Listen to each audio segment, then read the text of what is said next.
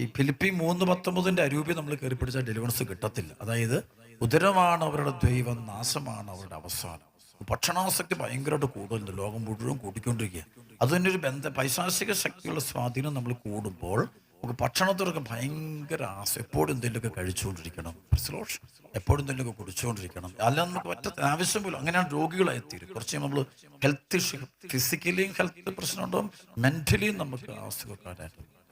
നമുക്ക് normality keep ചെയ്യാൻ പറ്റത്തില്ല. ദിക്കിനോട് ഈ സ്പിരിറ്റിന് വന്ന് ഫിലിപ്പി 3:19 പറയും, ഉദരമാണ് അവരുടെ ദൈവം, നാശമാണ് അവരുടെ അവസാനം, ലജ്ജാകരമായതിൽ അവർ അഭിമാനം കൊള്ളുന്നു. അപ്പൊ അവരിങ്ങനെ പുതിയ ഭക്ഷണം, രുചിക്രമങ്ങളൊക്കെ. അപ്പൊ ഇതിനൊരു പരിഹാരം കൂടിയാണ് ഇത്. അതൊരു പൈശാചിക ബന്ധനം വിട്ടുപോകണമെങ്കിൽ നമ്മൾ ഉപവാസം. അതുകൊണ്ട് ഈശോ മാർക്കോസ് സുവിശേഷത്തിന്റെ 9:28 ഉപവാസവും പ്രാർത്ഥനയും കൂടാതെ ഈ വർഗം. അപ്പൊ ഉപവസിക്കുക എന്നുള്ളത് വളരെ പ്രധാനപ്പെട്ടതാണ്. ഉപവാസം എടുത്ത് പ്രാർത്ഥിച്ചാലേ ഈ സംഭവത്തിന് പൂർണ്ണ വിടുതൽ നിങ്ങൾക്ക് കിട്ടുള്ളൂ. അതുകൊണ്ട് ഇവിടെ ഒരു ക്ലാസ് കേൾക്കാൻ വേണ്ടി വരുന്ന ഒരു സമൂഹമല്ല, ഇതൊരു ശുശ്രൂഷയാണ്. ഇതൊരു ഒരു പ്രവൃത്തി കൊണ്ടാണ്. കേൾവി മാത്രമല്ല, അത് പ്രവർത്തിച്ചാൽ മാത്രമേ നമുക്ക് ഡെലിവറൻസ് അനുഭവിക്കാൻ പറ്റുള്ളൂ. വചനം കേൾക്കുക മാത്രം ചെയ്യുന്ന, യാക്കോബ് ലേഖനം പറയുന്ന പോലെ, വചനം കേൾക്കുക മാത്രം ചെയ്യുന്ന ആത്മവഞ്ചകരാകാതെ അത് അനുവർത്തിക്കുന്നവരും ആയിരിക്കുവിൻ.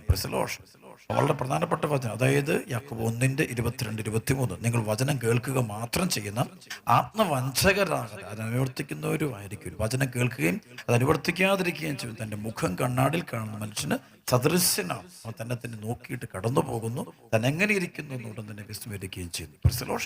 കേട്ടത് മറക്കുന്നവനല്ല, പ്രവർത്തിക്കുന്നവനാണ്. കേട്ടത് മറക്കുന്നവനല്ല, കേൾക്കുന്നതൊക്കെ നമ്മൾ മറന്നുപോകും. പക്ഷെ നമ്മൾ പ്രവർത്തിക്കണം. പ്രവർത്തിച്ച് ചെയ്യുമ്പോഴാണ് ഡെലിവറൻസ് സംഭവം. അവർക്ക് പറഞ്ഞു ഹല്ലേലൂയ. ഈ മന്ത്രവാദ ശുദ്രവിദ്യയുടെ ബന്ധനങ്ങളൊക്കെ ഉള്ളവരൊക്കെ ഉപവാസം എടുക്കാതെ ഒരിക്കലും അത് അഴിഞ്ഞു പോകത്തില്ല. ഉപവാസ പ്രാർത്ഥനയാണ് അതിൻ്റെ പ്രത്യേകത. അതുകൊണ്ട് ഇവിടെ വരുമ്പോൾ നമ്മൾ വലിയ ആനന്ദമായിട്ട് നിങ്ങൾ എടുക്കാൻ തയ്യാറാണ്. ഞാൻ ഈ കഴിഞ്ഞ ഇത്രയും വർഷമായിട്ടും എനിക്ക് തോന്നുന്നത് ഈ തുടങ്ങിയ കാലം തൊട്ട് ഞാൻ ആദ്യ ശനിയാഴ്ച ദിവസം, ഞാൻ ഈ സെൻറ്റർ തുടങ്ങിയ കാലം തൊട്ട് ഞാൻ ആദ്യ ശനിയാഴ്ച ഉപവാസം എടുക്കുന്നു. അപ്പം അത് ഒരു വിട്ടുവീഴ്ചയൊന്നുമില്ല, അത് ഒരു ക്ഷീണമൊന്നും വരുത്തൊന്നുമില്ല. രാത്രി എല്ലാം കഴിഞ്ഞ് ഞാൻ ഭക്ഷണം കഴിക്കും. എനിക്കൊരു ഒന്നും ബാധിക്കാറ് ഒരു ക്ഷീണം, ഒരു പ്രശ്നം ഉണ്ടായി ഇന്നേ വരെ ഉണ്ടായില്ല.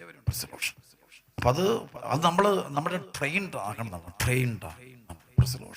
നമ്മൾ അങ്ങനെ തീരുമാനം ഉറപ്പിക്കും. നമ്മുടെ ജീവിതത്തിൽ തീരുമാനത്തിൽ നിന്ന് മാറുമ്പോൾ ജീവിതത്തിൽ തന്നെ എല്ലാ തീരുമാനങ്ങളും മാറും.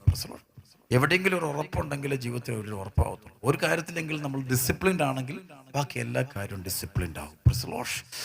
ഒരു കാര്യത്തിൽ ഡിസിപ്ലിൻഡ് അല്ലെങ്കിൽ നമുക്ക് ഒരാഴ്ച പാലിച്ചു, വെറ്റിയാഴ്ചയില്ല, അതിൻ്റെ പിന്നെ നമുക്ക് ഡിസിപ്ലിൻഡ് അല്ല. ഇന്നത്തെ സമൂഹത്തിന്റെ ഏറ്റവും വലിയ പ്രശ്നം അച്ചടക്കം